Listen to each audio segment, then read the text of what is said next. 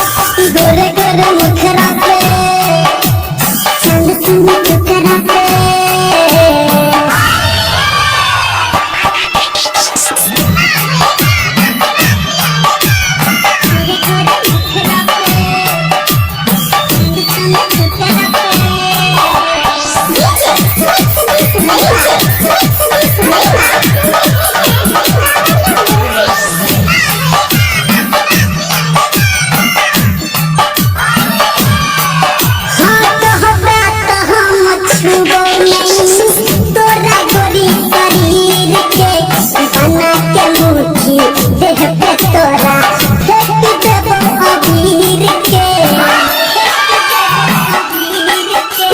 कहबा तो हम छुबो नहीं तोरा गोरी शरीर के बना के मुट्ठी देह पे तोरा फेंक देबो अबीर के।